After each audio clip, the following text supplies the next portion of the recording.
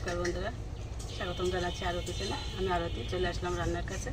তো বন্ধুরা, আজকে দেখাবো সম্পূর্ণ নতুন পদ্ধতিতে কি করে প্রসেসিং করতে হয়। আর সেটা দেখতে আপনাদের আমার চ্যানেলের সাথেই থাকুন, দেখতে থাকুন। আর কি প্রসেসিং করতে যাচ্ছি সেটাও দেখাবো এখন।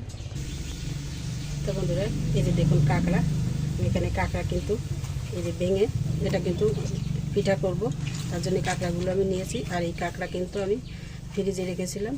আর সাধারণত পিঠা করতে গেলে এই কাঁকড়াগুলো কিন্তু গরম জলে দিয়ে সেদ্ধ করে নিতে হয়।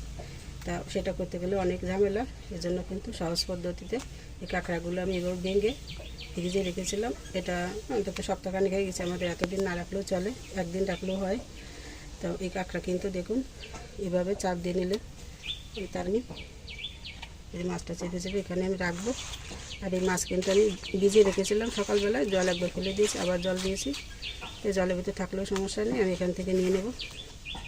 তো এই জন্য কাঁকড়াটা নিলাম, নিয়ে দেখুন এই যে এর উপরে একটা আঁশ থাকে, আমি আর একটা সরিয়ে দেখাচ্ছি।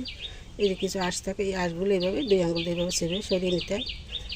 আর এইভাবে মাছটা চাপ দিলে কিন্তু দেখুন এর ভিতর থেকে সম্পূর্ণ মাছটি কিন্তু আলাদা বের হয়ে গেল। আর এই যে খোলাটা, এটা ফেলে দেবো। আমি আবারও দেখাচ্ছি। আর এই খোলাটাও কিন্তু তুলে নেওয়া যায়, তাহলে কিন্তু মাছটা চাপতে আরও বেশি সুবিধা হয়। এই যে দেখুন কত সুন্দর ভিতর থেকে সব মাছ এই যে বের হয়ে গেল। আর নিলেও হয়, আর সিদ্ধ থেকে কিন্তু ফ্রিজে রেখে নিলে আরও সুবিধা হয়। তো দেখতে থাকুন সম্পূর্ণ ভিডিওটি। আমি এইভাবে সম্পূর্ণ মাছগুলো বের করে নেব।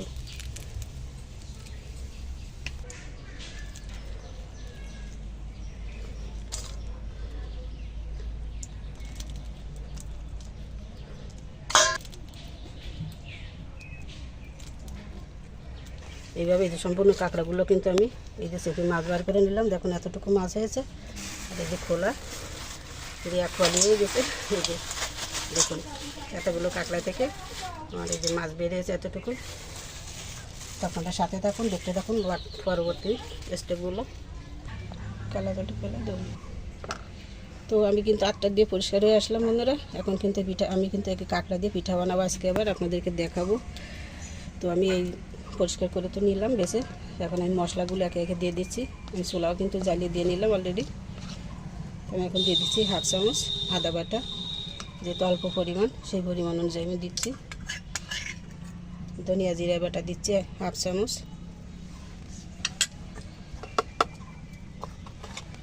হলুদ দিলাম 1 চামচের থেকে একটু কম, সামান্য লবণ দিলাম, দিচ্ছি 1/2 চামচ মতো লঙ্কার গুঁড়ি, দিচ্ছি লঙ্কা কুচি। আর এই যে পেঁয়াজ রসুন, এটা কিন্তু আমি থেতো করে নিয়েছি। দেখুন কিছু গোটা গোটা আছে, আবার কিছু কিন্তু একটু থেতো থেতো করে নিয়েছি। এটা আমি একটু ভেজে নেব কড়াইটি দিয়ে। দিচ্ছি 1 চামচ রসুন কুচি,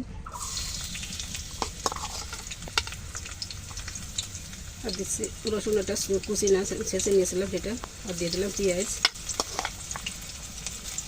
দিলাম, আর একটু দিচ্ছি সামান্য একটু হলুদ দিয়ে দিয়েছি পেঁয়াজের সাথে। ভালো একটু লালচে করে ভেজে নেব পেঁয়াজ। আর একটু রসুন দিয়ে দিয়েছি,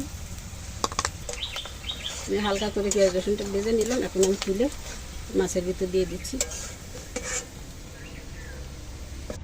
তো পেঁয়াজ রসুন তো দিয়ে দিলাম, এখন দিয়ে দেবো সামান্য একটু ভাজা জিরা ধনিয়ার গুঁড়ি 1/2 চামচের মতো দিয়ে দিলাম। তো এখন আমি সব কিছু সুন্দর করে মেখে নেব।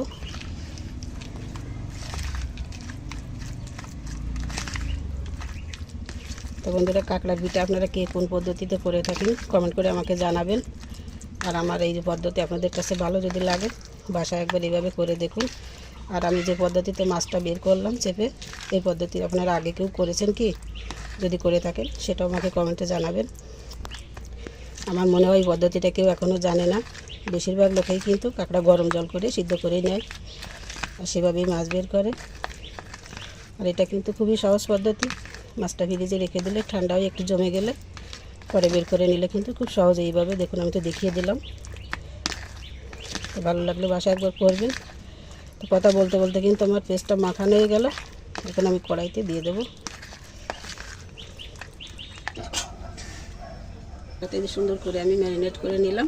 এখন কিন্তু আমি বড়ার আকারে দিয়ে দেবো। আর পেঁয়াজ ভাজার তেলের ভিতরে আমি ফিরে তেল দিয়েছি, তেল তো গরম হয়ে গেছে, এখন দিয়ে দিচ্ছি। এবার ছোটো ছোটো করে আমি বড়ার আকারে দিয়ে দিচ্ছি।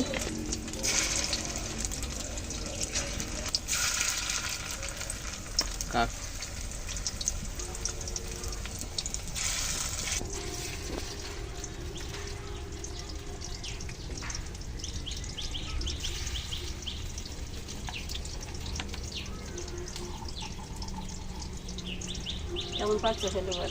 হ্যাঁ, ফেলেবার তো খুব ভালোই। কাঁকড়ার গিলু বলে কথা, আর কাঁকড়ার পিঠা। অবশ্যই।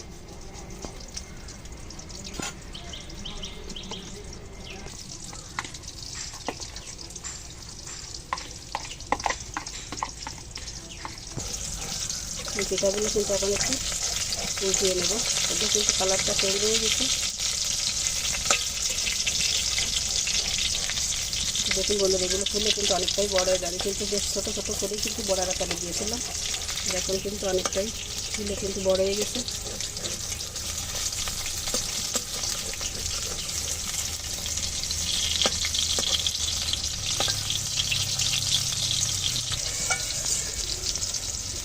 কিন্তু উল্টিয়ে নিলাম। এখন আমি এই পাশটা ভালো করে ভেজে নেব। পিঠাগুলো কিন্তু ভাজা হয়ে গেল, আমি এখন তুলে নেব। বন্ধুরা, এত সুন্দর গ্রাম ছড়িয়েছে, আপনাদেরকে কি বলবো। সেই ফেলেবার বন্ধুরা। আর এটা বুঝতে হলে কিন্তু প্র্যাকটিক্যালে করতে হবে। আর আপনারা চাইলে কিন্তু আমার কাছে তো পিঠাগুলো দিয়ে তুলে নিলাম। আমি বাদ বাকি পিঠাগুলো করে নিচ্ছি। ওই তেলের ভিতরে কিন্তু আমি আবার তেল দিয়েছিলাম।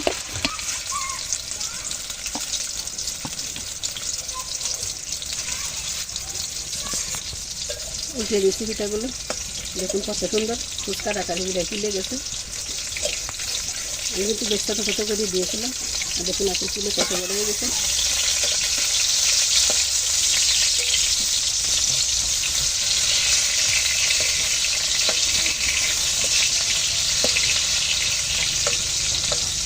এগুলো ভালো ভেজে নেব।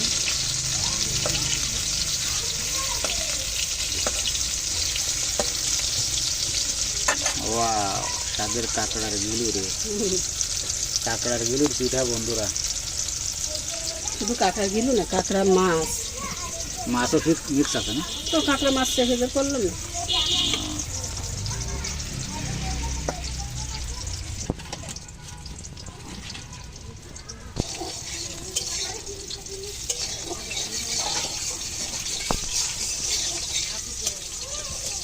তো বন্ধুরা, কাঁকড়ার পিঠার যে কী স্বাদ, মানে এটা যে খেয়েছে কেউ জানে, কিন্তু আর যারা না খেয়েছেন তারা তো জানেন না।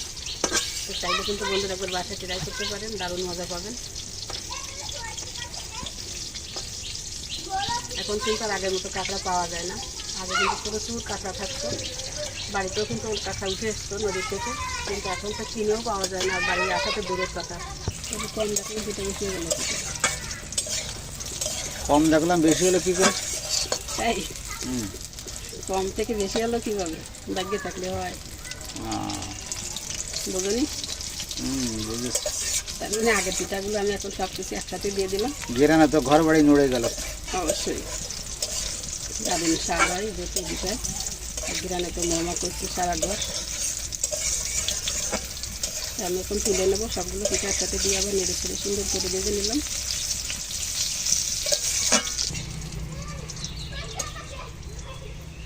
হয়ে গেল। হ্যাঁ, তুলে নিচ্ছি। দেখো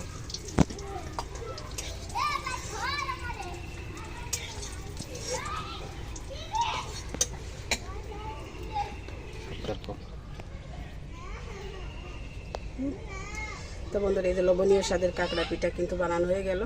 তো আপনাদের কাছে কেমন লাগলো প্রথম থেকে আমার এই ভিডিওটি? তো ভিডিওটি ভালো লাগলে চ্যানেলের সাথেই থাকবেন আর দেখতে থাকবেন এভাবে আমাদের নিত্য নতুন ঘরোয়া রেসিপিগুলো। তো সবাইকে অসংখ্য ধন্যবাদ ও নমস্কার। আর কিছু বলার আছে? তো সবাই ভালো থাকুন, সুস্থ থাকুন। ধন্যবাদ সবাইকে, আগাম শুভেচ্ছা জানিয়ে।